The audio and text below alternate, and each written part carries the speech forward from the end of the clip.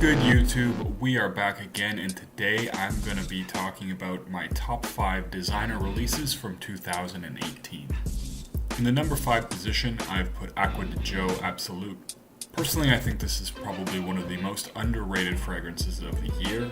A lot of YouTubers don't like this one, and I will admit it's not groundbreaking and doesn't have the absolute wow factor that some fragrances like Black Phantom have. For me, this is a really extremely pleasant, mass-appealing fragrance. This is a nice, fruity, sweeter version of the Acqua di Gio DNA. This is something that's really easy to wear.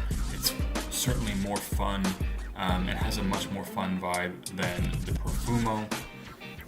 And it is all around one that people just generally like. This is something that is also fairly safe, so if you want something that smells good, is not likely to really offend anyone, this is definitely something you can go to.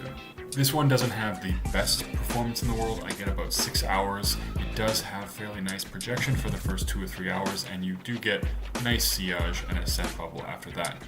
People will definitely smell this as you walk by, or if they get close to you and into your area, they're gonna smell it. And it does smell good, so people will enjoy it. In the number 4 spot, I have Sauvage EDP. It has that sweet shower gel vibe, that very freshly showered scent. This is far less peppery than the original, which does make it a little bit more mature and sophisticated. It's not as loud, it's much more rounded out and developed. And although I do prefer the peppery zing of the EDT, I do enjoy this one quite a bit, and it does have a lot of mass appeal. This is something that a lot of people really enjoy, and it's also a fairly safe fragrance. This does have pretty good longevity on it. It has about 8 hours of longevity. It does have fairly huge projection, so I wouldn't overspray this one. Spray this fairly conservatively. Honestly, I usually only go about 3 sprays with this one, and depending on how it is on your skin, that could easily be too much. So this is one to be a little bit more careful. It's very strong, and it does, like I said, have a very, very strong projection for the first few hours, and even after that, it does have quite a strong sillage.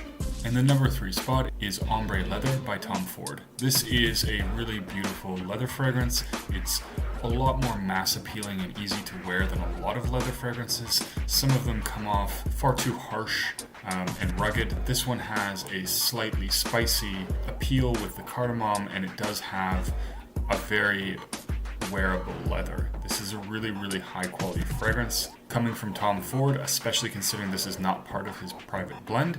So this is a really, really nice one if you like leather fragrances. It's not a beast mode fragrance with a huge projection, but it certainly isn't something that's a skin scent. In the number 2 spot, I have Bleu de Chanel Parfum. This is the 2018 release of the Bleu de Chanel line and is the Parfum concentration. This is, to me, the most mature version of the line. It's very smooth and very well rounded, where some of the earlier versions, the Eau de Parfum and the Eau de Toilette, do have a bit of a harsher smell to it, especially if you're quite close to where you sprayed it. This one does not have that at all. It's very developed and smooth. This has a really beautiful citrus opening. It comes intensely woody with a slightly incense-like vibe to it. This is a beautiful fragrance. This is one of my favorite designers of all time, and it is something that a lot of people really enjoy. This is something that women really enjoy a lot. I've got a lot of compliments, and I've gotten people who have definitely noticed when I'm around with this particular fragrance. This one also has really, really great longevity, so I do get about 10 hours from it, sometimes a little bit more. This is one, however, that is not quite as loud, so this is much more of a skin scent. It has a bit of a scent trail, it has some sillage, and it does certainly have a little bit of a scent bubble, but it's not that far. This is a more close encounter fragrance.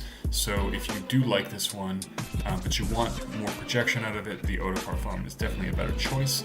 This is really, really great. This is something really great for the office, good for formal occasions. It's just a really classy, elegant version of the Bleu de Chanel DNA. And finally, my number 1 spot goes to Paco Rabanne 1 Million Lucky. This is the 2018 flanker of the 1 Million line, and I have to say that actually before I smelled this one, I was not a fan of the 1 Million line at all. I really disliked 1 Million because the bubblegum sweetness is really too sweet and too cloying. This doesn't have any of that, which I really love. It's very sweet. It has this additional hazelnut and honey plum note that I really enjoy. Longevity on this one is about 6 to 7 hours. This does have fairly strong projection for the first hour and still has pretty decent projection for the first 2 to 3 hours after that.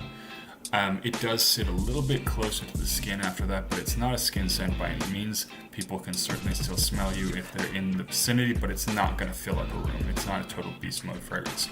For me, this is the fragrance that certainly made me enjoy and respect the Paco Rabanne 1 Million line, and in fact, really made me take another look at this house because it was not one that I really wanted to look into or had much interest in, but this fragrance certainly changed my mind. What are your favorite designer fragrance releases from 2018? Anyways guys, that is it. Don't forget to comment, like, and subscribe, and I'll see you guys in the next video.